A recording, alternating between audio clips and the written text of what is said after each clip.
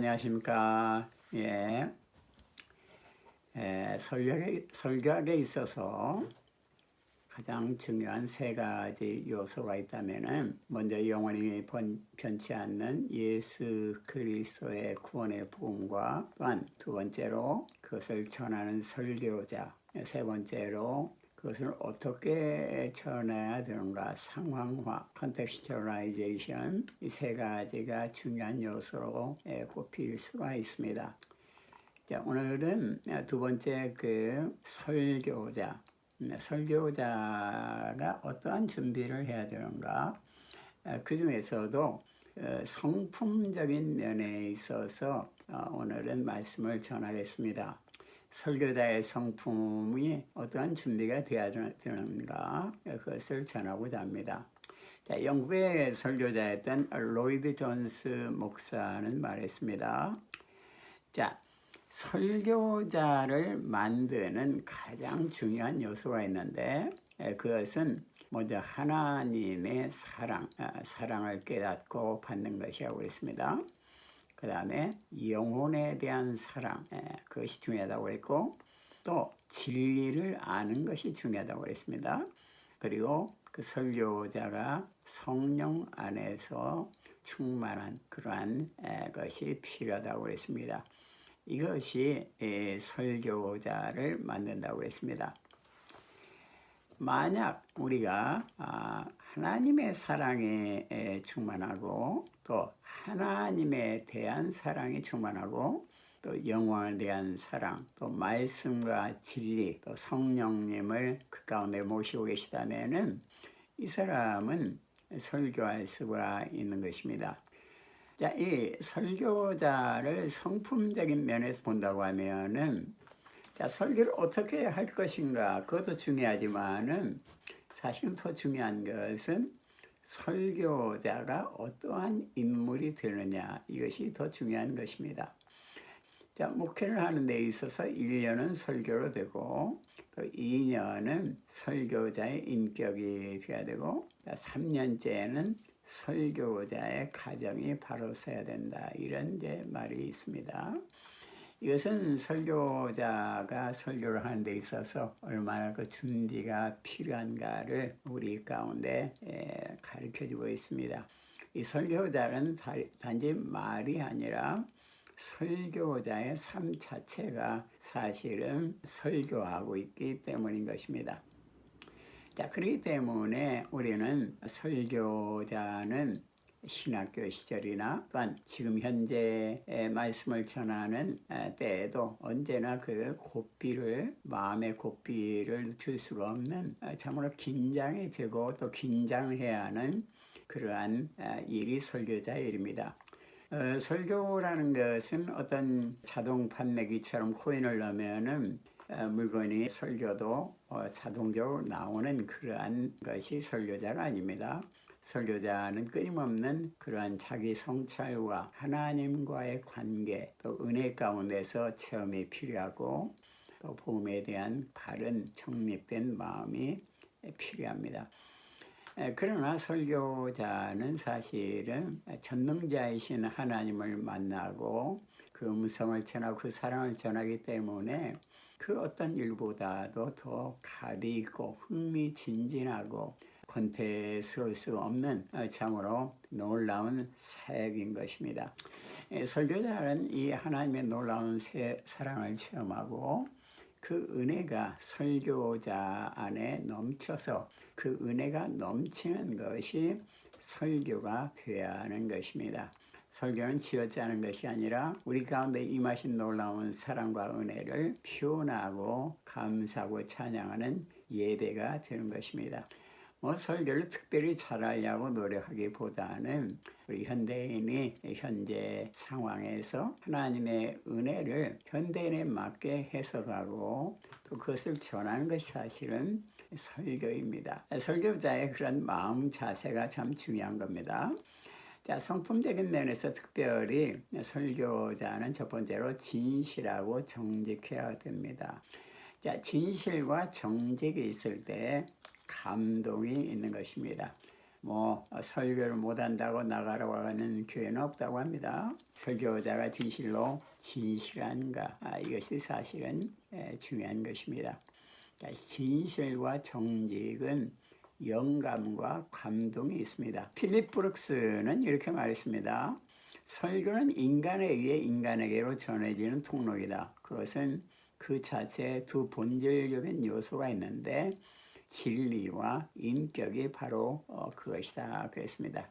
이 진리와 인격 두 가지 요소 중에 한 가지라도 잘못되면은 설교가 방향을 잃어버리게 되는 것입니다. 자, 두 번째로 겸손하며 순종하는 믿음을 지녀야 됩니다. 먼저 중요한 것은 겸손입니다. 자, 겸손은 왜 설교자에게 필요하냐면은 우선 하나님의 음성을 듣기 위해서 우리는 겸손이 필요합니다.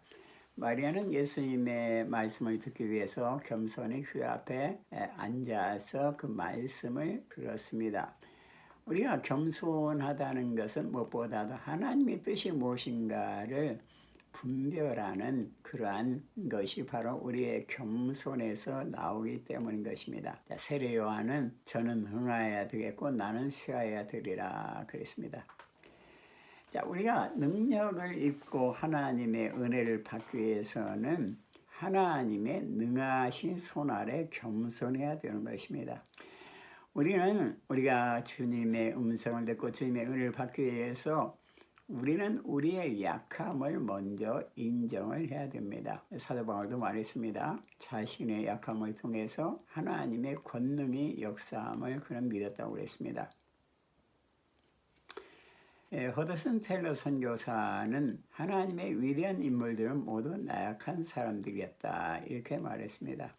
우리가 약하기 때문에 전능하신 하나님의 은혜를 의지할 수밖에 없는 것입니다.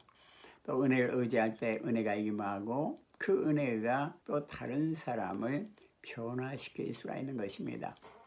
죄인인 인간을 변화시킬 수는 없는 것입니다. 인간을 변화시키는 것은 성령의 은혜와 능력인 것입니다. 그러므로 하나님의 능력과 하나님의 은혜가 우리 가운데 임할 때 우리는 그 은혜를 전함으로 진정으로 사람을 변화시킬 수 있고 참회시킬 수도 있고 회개하고 주님 앞에 돌아오게 할 수가 있는 것입니다. 사탄은 우리가 교만하기를 원합니다. 하나님의 음성을 듣지 않고 마귀의 음성을 듣기를 원하는 것입니다. 자, 우리 예수님께서도 겸손의 모범을 보이셨습니다. 하늘 보좌를 버리시고 죄만한 인간을 구원하기 위해서 말구에 태어나시고 가난한 목수의 아들로 태어나서 청년 시절까지 무명의 사람으로 지냈습니다. 우리 예수님께서는 섬김을 받으려 온 것이 아니고 섬기려고 오셨다고 했습니다. 설교자는 하나님의 음성을 들을 때 그것을 순종하는 믿음을 가져야 됩니다. 자, 우리 마리아, 예수님의 어머니 마리아는 천사의 음성을 듣고 주의 여종이오니 말씀대로 내게 이루어지리다 이렇게 순종하는 믿음을 보였습니다. 하나님은 지금도 우리에게 끊임없이 말씀하시는데 하나님의 일꾼들의 역할은 그 말씀을 믿고 그 말씀을 그대로 순종하며 따라가는 것입니다. 우리가 하나님의 음성을 순종하며 따라갈 때 거기에 진정한 안식이 있습니다. 우리 예수님께서도 겟세마네 동산에서 이 쓴 잔이 지나가기를 기도했지만은 그러나 그 쓴 잔, 십자가의 그 고난은 반드시 자기가 감당해야 할 몫이라는 것을 깨닫고 그 십자가의 길을 순종하고 따라갔습니다. 거기서 위대한 인류 구원의 역사가 일어난 것입니다. 자, 성경에 보면은 여호수아 갈렙도 하나님의 약속을 믿고 그 약속을 의지하고 가나안 땅을 순종함으로 들어가게 되었습니다. 순종이라는 것은 하나님보다 앞서지는 않는 것입니다. 또 하나님보다 뒤처지거나 하나님을 거역하고 따라가지 않는 것이 아니죠. 하나님을 따라서 끝까지 가는 것, 그것이 진정한 순종입니다. 자, 우리가 사도 바울도 보면은 그는 소아시아와 아시아로 가서 복음을 전하기를 원했지만은 하나님이 그 길을 막으시자 기다리며 또 하나님의 계획을 기다리며 기도하고 있었습니다. 들어와라는 그 항구에서 기다리며 기도하고 있을 때 마게도냐의 환상이 나타나서 그것을 순종해서 나갈 때 필리포 지역에 가서 아름다운 교회들을 설립하는 그런 열매가 맺혀지게 되었습니다. 자, 우리 설교자들은 주님보다 먼저 가려고 하는 것이 아니라 주님의 음성을 듣고 신호를 보내면은 지체 없이 그 하나님의 인도와 신호를 따라서 나아가는 것, 그리고 그 말씀을 전하는 것, 이것이 순종인 것입니다. 세 번째로 설교자는 뜨거운 정열을 가져야 됩니다. 우리가 하나님의 진리를 깨닫는다 할지라도 정열적으로 그것을 전해야 되는 것입니다. 정열이라는 것은 하나님의 놀라운 그 진리, 그 은혜를, 하나님의 임재를 체험한 사람은 열이 생기지 않을 수가 없습니다.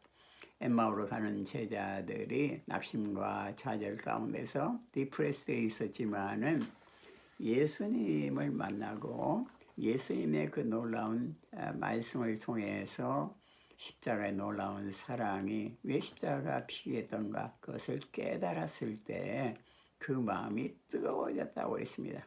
그 열을 가지고 그들은 바로 예루살렘으로 올라가서 제자의 대열에 합류하게 된 것입니다. 이 정열이라는 것은 사실은 무엇보다도 가장 정열의 근원은 우리가 예수님을 만나고 예수님의 말씀과 예수님의 그 사랑 가운데에서 한량없는 그 은혜를 체험하는 것, 이것이 정열의 비밀입니다.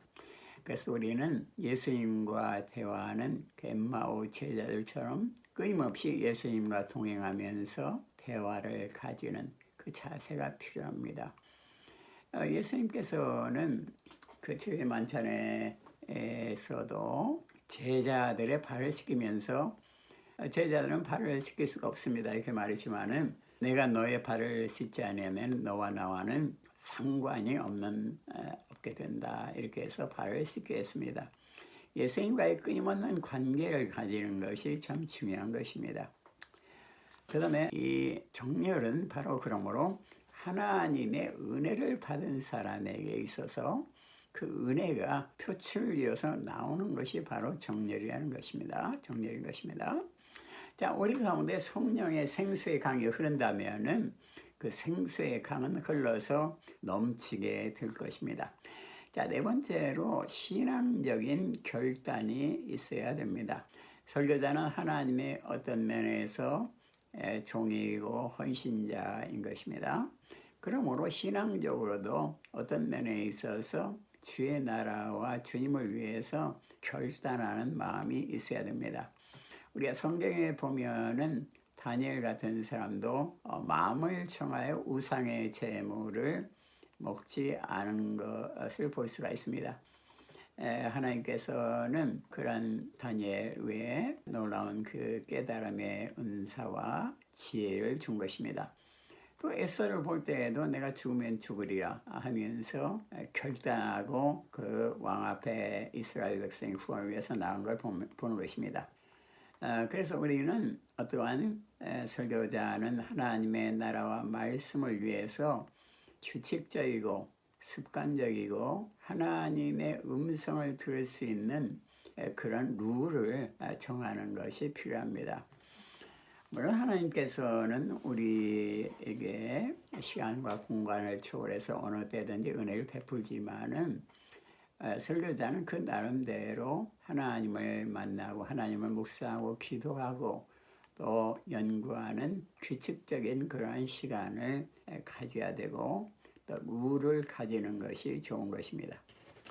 영국의 그 캠벨 모르간 목사님은 설교를 준비하거나 여러 가지 성경 공부를 할 때는 신문을 그날의 1시까지 안 보는 것을 규칙으로 정했다고 그랬습니다. 이게 일률적인 것은 아니지만은 우리가 하나님의 말씀을 듣기 위해서 어떤 룰과 규칙을 정하는 것도 필요한 것입니다. 다섯 번째로 복음에 대한 분명한 용기가 있어야 됩니다. 자, 설교자는 하나님의 나라를 위해서 유익한 것은 무엇이든지 하나님의 모든 뜻을 거리낌 없이 전해야 되는 것입니다. 우리 하나님께서 우리에게 깨달음을 주시고 특별히 이 그리스도의 이 복음에 대한 확신을 가졌을 때 우리는 복음을 부끄러워해서는 안 되는 것입니다. 왜냐하면 복음은 모든 자에게 헬라인이나 유대인이나 로마인에게 구원을 얻는 유일한 길이 복음인 것이기 때문인 것입니다. 그래서 우리는 복음을 전하기를 주저하거나 두려워해서는 안 되는 것입니다. 때를 얻든지 못 얻든지 하나님이 지시할 때 우리는 담대하게 하나님의 능력을 의지해서 복음을 전해야 되는 것입니다. 여섯 번째로 긍정적인 삶의 자세를 지녀야 됩니다. 자, 설교자에게는 긍정적인 삶의 자세가 필요합니다. 가나안 땅을 다 약속을 받았지만은 여호수아 갈렙이 그것을 믿음으로써 그 땅에 들어갈 수가 있게 되었습니다. 성령의 사람은 하나님이 주시는 비전과 소망을 품고 담대하게 전진하는 삶인 것입니다. 그것이 비전의 사람이고 또 긍정의 사람인 것입니다. 마음속에 염려와 근심 이것에서 해방이 되어야 되는 것입니다. 염려와 근심에서 해방되는 비밀은 예수 그리스도 안에 있는 생명의 성령의 법이 죄와 사망의 법에서 나를 해방했느니라. 바울이 로마서에서 고백했듯이 이 예수 그리스도의 복음만이 우리를 모든 근심과 걱정에서 해방시키는 무기인 것입니다.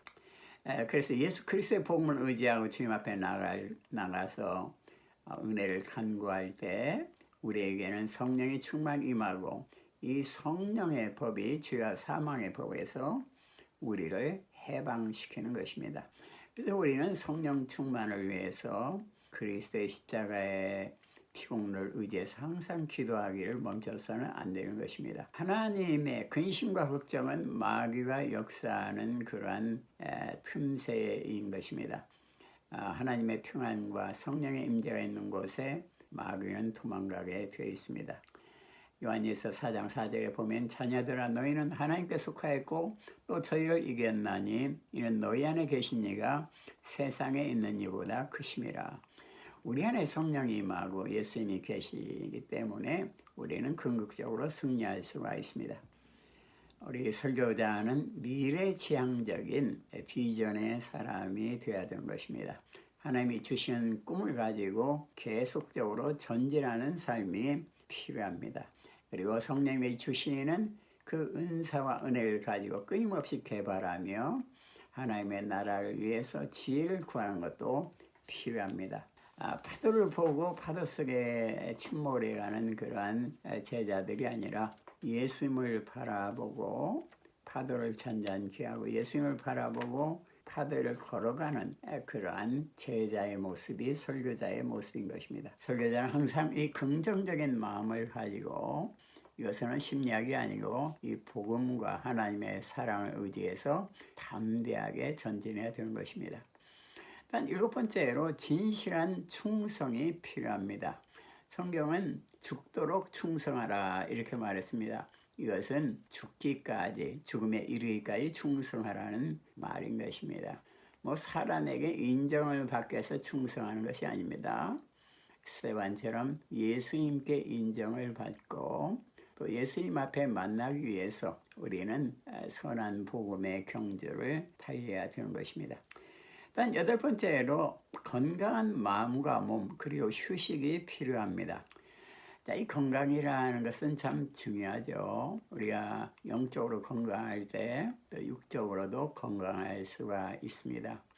영적으로 마음이 걱정, 근심이 있을 때 몸도 찌부둥하고 또 건강을 상실할 수도 있는 것입니다. 건강을 위해서는 구체적으로 시간을 투자하는 것이 필요합니다. 육체라는 것은 휴식이 필요하고 또 운동이 필요하기 때문인 것입니다. 자기 절제가 필요하고 피곤할 때는 쉬어야 되는 것입니다. 그리고 규칙적인 운동, 예를 들어 산보나 이러한 공기가 좋은 곳에서 규칙적으로 그런 휴식을 가지는 그런 것이 롱런에 있어서 필요한 것입니다. 우리는 100m 단기 경주를 하는 사람이 아니라 몇만 미터의 마라톤 경주를 하는 사람이기 때문인 것입니다. 설교자는 주님 앞에 설 때까지 끊임없이 규칙적으로 리듬을 가지고 자기를 관리하고 절제하는 그러한 지혜가 필요합니다. 레크레이션이라는 것은, 휴식이라는 것은 다시 재창조한다, 그런 의미가 있습니다. 리크레이션. 그래서 우리가 휴식하는 것은 시간의 낭비가 아니라 쉼으로써 우리는 영성을 회복하고 하나님의 지혜를 회복하고 육체에도 그 힘을 다시 회복할 수가 있는 것입니다. 자, 우리가 엘리야를 아는데 엘리야는 피곤하고 지치고 정신적으로 디프레스가 되었을 때 그는 이제 쓰러지게 되었습니다. 그러나 그 쓰러짐은 사실은 하나님의 사랑과 은혜를 체험하는 귀중한 기간이었습니다. 엘리야는 드디어 호렙산의 동굴에서 하나님의 음성을 듣게 되고 새로운 은혜를 받게 되고 새로운 사명을 받게 되고 그는 힘있게 다음 사역을 할 수가 있었습니다. 물론 성경에도 엿새 동안 일하고 하루를 쉬어라, 이렇게 안식일 제도를 우리에게 주었습니다. 우리 인간에게는 규칙적인 휴식이 필요한 것입니다. 19세기에 미국의 목사였던 헨리 워드 비처라는 목사님은 말했습니다. 자기는 설교의 비밀은 설교 전 30분, 설교 전에 30분 동안 충분히 휴식을 하는 것이 설교의 비결이라고 했습니다. 그래서 휴식이라는 것은 우리 설교자에게 너무나 필요한 것입니다. 오늘 설교자의 성품적인 면에 대해서 함께 은혜를 나눴습니다. 기도하겠습니다. 하나님 감사합니다. 영원하고 온전한 복음을 전하기 위해서 하나님께서 설교자를, 복음 전도자를 세움을 믿습니다. 놀라운 이 직분을 우리가 감당하기 위해서 먼저 우리가 인품적으로, 인격적으로 준비되게 해 주시옵소서. 우리의 잘못된 성격이 복음을 전하는데 걸림돌이 되지 않도록 주여 은혜를 베풀어 주시옵소서. 또한 건강을 주시고 우리에게 넘치는 주님의 은혜를 부어주셔서 우리 마음을 뜨겁게 해주시고 하나님의 사랑, 놀라운 사랑 가운데서 하나님에 대한 사랑이 더 불타오르게 하시고 또 잃어버린 영혼들에 대한 사랑이 더욱더 불타오르도록 인도하여 주시옵소서. 우리는 영적으로 뿐만 아니라 육적으로도 우리의 몸이 건강을 유지할 수 있도록 절제하며 결단하는 그러한 지혜도 주시옵소서. 주여 감사를 드립니다. 주님의 영광을 위해서, 영원한 복음을 위해서 우리를 사용하여 주시옵소서. 예수님 이름으로 기도드립니다. 아멘. 감사합니다. 할렐루야.